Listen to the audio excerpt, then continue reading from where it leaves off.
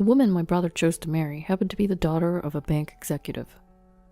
"Please do not come to the wedding," she implored. She despised me, a high school dropout working in construction. My brother's the only family I have, yet she threatened to cancel the marriage if I attended. "Please do not interfere any further," she pleaded. Wanting my brother to be happy, I had no choice but to accept her request. However, where was the groom's brother? My absence caused the wedding to plunge into chaos. My name is Ethan Smith. One morning on my day off, I woke up to a call from my younger brother Jake. "Hey Ethan, you're off today, right?" Yeah, I was actually asleep. I listened to him as I got up and headed to the bathroom. "I met someone I want to marry, and I'd like you to meet her," he said. I was taken aback, and now completely wide awake. I was delighted to see my brother all grown up. Jake and I had always been there for each other. Our mother divorced when we were young, worked on her own, and provided for us. I barely remember anything about our father, because he was rarely at home. I often looked after Jake, who was still in daycare while I was in middle school, in place of our mother, who came home late from work. "Sorry, Ethan, I have to go to work again. Here's some dinner. Heat it up and eat it with Jake," she would say. Got it. I'll give him a bath first, though. He falls asleep in the middle of dinner these days. "All right, thank you, Ethan." One day, our peaceful life was disrupted when our mother decided we would go to our grandparents' house. She left us in the care of our grandparents and never returned. Jake, who was still very young, felt lost without our mother and cried every night. During those times, I read him books, held his hand as we slept, and distracted him from his sorrows. "Where's Mom? Is she coming home today?" he asked. It always hurt to hear that, and I don't remember when I started saying I didn't know. Our grandparents, despite being angry at our mother, raised us lovingly. I still remember how happy I was to have warm meals ready for me every day. When I began to accept that our mother wouldn't come back, I realized that I was the only one who could protect Jake. When Jake started elementary school and some local bullies started messing with him, I scared them off by swinging around the broom our grandmother always used. "Whoa, this guy's older brother's crazy. Run!" The reason I started thinking about learning boxing was because I had this compelling desire to become stronger, to protect my little brother Jake. In the end, there wasn't any boxing gym available in our rural hometown in Kansas. Instead, our grandpa took me fishing on his days off. Standing in front of the sea, I felt how small I was. When I cast my fishing line into the water, I felt a sense of calm that I didn't usually experience in my busy life. I grew fond of fishing and started leaving Jake in the care of our grandmother to go fishing with our grandfather. I began going every week, and Mr. Brown, one of my grandfather's fishing buddies, also became a friend. I secretly thought that if my father was still around, he would be about Mr. Brown's age, and it always made me happy when I saw him. "Do you have any idea what you want to be when you grow up, Ethan?" Mr. Brown asked me while we were fishing. I want to be a regular office worker, earn money so my younger brother and grandparents can live more comfortably, I said. "Ethan, you've got a heart as big as this ocean. You'll be fine. Just keep doing your best," he told me. Those words of his have saved me many times since. When I started high school, I studied hard so I could earn money. Then one day, my grandmother fainted. My grandmother was admitted to the hospital, and immediately after, my grandfather fainted too, and he passed away. We were able to hold a small funeral after explaining our circumstances to the people at the local funeral home. Knowing that our grandmother couldn't come, my brother Jake suggested that we go to the fishing spot to look for Mr. Brown, because he thought that Grandpa would be lonely. When we told Mr. Brown about our grandfather's sudden death, he quickly prepared and attended the funeral the next day. "Ethan, I'm sorry to make you worry. I'll get better soon." My grandmother, who couldn't attend the funeral, seemed dispirited after my grandfather's death. "You take it easy in the hospital. We're fine at home. Jake's going to be in middle school next year. He's old enough," I reassured her. "Well then, there are things I should tell you, Ethan," she replied, and during her hospitalization, she told me details about household matters and financial matters. However, just when we thought she was recovering, her condition suddenly worsened, and she passed away. I had to drop out of high school to work at a construction site to support Jake and myself. I'm going to get a part-time job too, Jake said. You can't get a part-time job when you're in middle school. You need to focus on your studies, I replied. But I can deliver newspapers, he protested. It's fine. I'm earning enough, don't worry, I reassured him. Jake kept offering to work part-time to help out. I want you to study, get into a good school, and go to college, so you don't have to worry about work in the future. I don't mind working as much as it takes for that, I told him. Hearing this, Jake finally started focusing on his studies, entered a prestigious high school, and steadily advanced to college. Now he works at a top-notch company and has a woman he wants to marry. As his older brother, I couldn't be happier. Can I bring my fiancé to your apartment on your next day off? Jake asked me. Here? All right, I'll make sure to clean up. I'm looking forward to it, I replied. On my next day off, I nervously met Jake's fiancée, Emily Garcia, for the first time. Nice to meet you. I'm Jake's older brother, Ethan. Please, come in, I greeted her. Nice to meet you.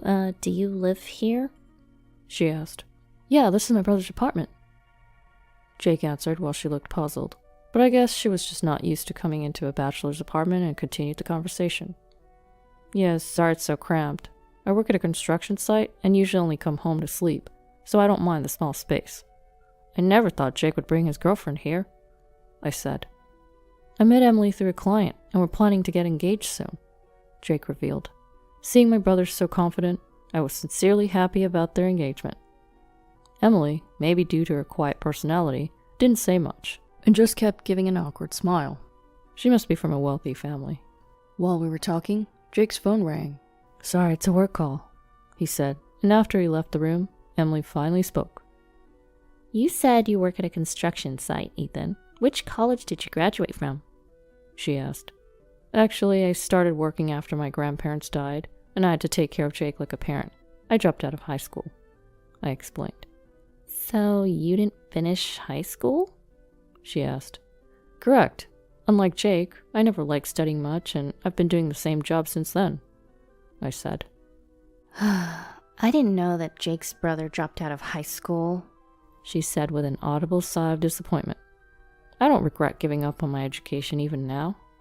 But having experienced the harsh reality of how society doesn't accept me as a high school dropout, I suddenly felt anxious about whether I might end up causing trouble for my brother. I assumed, Ethan, that you must have some prestigious profession since Jake is so accomplished, but it seems I was mistaken, she said. A prestigious profession. It's impossible to regain that now. All I ask is that you don't interfere with our happiness. I have no intention of doing that. I want Jake to be happy. As I said this, she slightly raised the corners of her mouth and gave a fake smile. I could tell she was forcing it. When Jake returned, she grew quiet again. I wondered if Jake knew about her behavior, but I didn't know how to communicate this to him. Ethan, thanks for hanging out today, especially on your day off. I'm glad you were able to meet her, Jake said, radiating happiness. Not long after, I received an email announcing their official engagement. Then, about a week before the wedding, I received a call from an unknown number. It was Emily. Hello? It's Emily from the other day. Do you remember me? Just hearing her speak reminded me of our previous encounter, and I felt a tinge of discomfort. Of course, I remember you. Is something wrong? I have a small favor to ask of you today. A favor for me? Is it some surprise for the wedding? If there's anything I can do, just let me know, I jovially responded, buoyed by the thought of helping. Yes, about the wedding. Could you perhaps not attend? She asked. Excuse me? Not attend? I can't imagine not being there for Jake's wedding. I'm his only family. You may not be aware, but my father is a senior executive at a bank. It's frowned upon for him to attend a ceremony where the other party has no parents or relatives. So we thought we might hire some actors to attend. Actors? There's a service that provides people to play the roles of families and relatives. They'll come if we ask, so we thought we'd go that route. And Jake is okay with this? Well, the wedding is for me, after all. I plan to discuss this with him, so could you perhaps tell Jake that you have a work conflict? No, please do so. I highly doubt Jake would agree to this. I want to celebrate him too. If we don't do this, we might not even be able to hold the wedding. It was hard enough to get my father to approve of our marriage, so please don't interfere anymore. You're calling the brother of your future husband an interference? There's a pause on the other end of the line, followed by a small sigh. I just don't understand why you, with no education to boast of, or any respectable job, feel entitled to attend. Frankly, it would be embarrassing for us. With that, she hung up. I was left stunned. For the first time, I felt ashamed of myself. Granted, I'm not someone impressive, being a high school dropout, and it seemed that even getting approval for their marriage was a struggle because of me. I didn't want to cause Jake any embarrassment. That was the one thing I wanted to avoid. So I decided to call Jake. Hey, Ethan, it's referee to call. What's up? Actually, about the wedding. I've got a work commitment that day I cannot miss. I'm really sorry, but I won't be able to attend. What? Why? I thought you cleared your schedule for that day. Yes, I had. As the supervisor on site, it was hard for me to take a day off, but I made arrangements for that day. I thought about my coworkers who said, "You have to go on that day, congratulate Jake for us." And I felt a surge of emotions. I can't get out of it. Since I'm the supervisor, I can't leave. I see. That's disappointing. But if you can make it, even if it's for a short while, please come. I want you to be there. I got it. If I finish early, I'll be there. Congratulations, Jake. Yeah, thank you. Promise me, okay? After hanging up the phone, tears wouldn't stop streaming down my face as I pondered on Jake's emotions. The fact that he wanted me, his imperfect brother, to be present at his wedding was somewhat consoling. I felt as if I had regained a fragment of my bruised self-esteem that Emily had shattered. On the day of the wedding, with no particular place to go, I decided to go fishing to escape my suffocating loneliness at home. It's something I hadn't done much of since I started working, but I always had a favorite fishing spot. It's a place where I wouldn't run into any of my colleagues. As I cast my fishing line, the familiar feeling made me tear up all over again. I was alone, and for a while, I wanted to cry freely. I wanted to release my feelings of frustration, loneliness, and pity for Jake into the ocean. After having a good cry, I suddenly sensed a presence.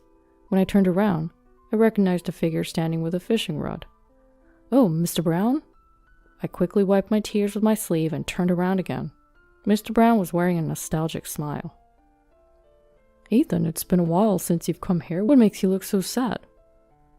"Ha, you are observant as ever." Embarrassed that he'd seen me crying, I told Mr. Brown everything about why I couldn't attend the wedding, laughing and crying as I did so. If anyone could soothe my turbulent heart, it would be Mr. Brown. I had such a hunch. "That's harsh, Ethan. You're an admirable man. There's no reason to feel ashamed. I know that better than anyone else." Stop making me cry. "Hey, Ethan, do you think this is the place to be crying?" "But if I show up, won't I interfere with Jake's happiness? Do you think your brother will truly be happy if his big brother doesn't come to his once-in-a-lifetime wedding?" "Well, Jake values you more than you think." I remembered what Jake told me. He said he wanted me to come, even if I was late. "You should go. Come on, get going." "Thanks, Mr. Brown. All right, I'll go." I hurried home to get ready for my beloved brother. Each word of Mr. Brown's pushed me forward. When I arrived at the wedding venue, Jake and Emily were still waiting in the backstage room. "Bro, you made it in time. I'm so glad." Next to the joyful Jake, Emily suddenly made a sour face. "Well, this is inconvenient." "Why is it inconvenient for my brother to come?" "I had to invite someone to fill his seat since he said he couldn't come. That's why." Probably some sort of fake relative, I suppose. With the wedding entrance time closing in, Emily seemed more irritable and frantic than usual. I just wanted to congratulate Jake today. When I said this to Emily, she finally blew up. "Ethan, this isn't what we agreed on, is it? Why won't you listen to me? We're running out of time." "That's because I'm Jake's brother." "And what? Brotherly love? I'm so tired of it. How would it look if someone found out that the groom's brother is someone like you, a high school dropout?" Even in front of Jake, Emily yelled. "I'll get my dad to kick you out, so don't move!" Suddenly, the backstage door swung open roughly, and Emily's father came in looking flustered. "Emily, where is Ethan?" "Wait, what? What's going on, Dad?" she asked. "One of our bank's major clients just contacted us wanting to close their account. The bank is in panic mode. When I asked for the reason, they said you had—" "What, me?" Emily interrupted. "Yes, apparently they said they would seize all transactions with us, unless you change your disrespectful attitude towards Ethan. They suspect it's a matter of dignity," Emily's father explained. Emily glared at me sharply. "Ethan, did you do something? Like spreading rumors to damage my reputation on social media or something?" she asked. "I have no idea what you're talking about. I don't understand how my name came up in this," I replied, completely clueless about the situation. "Emily's attitude?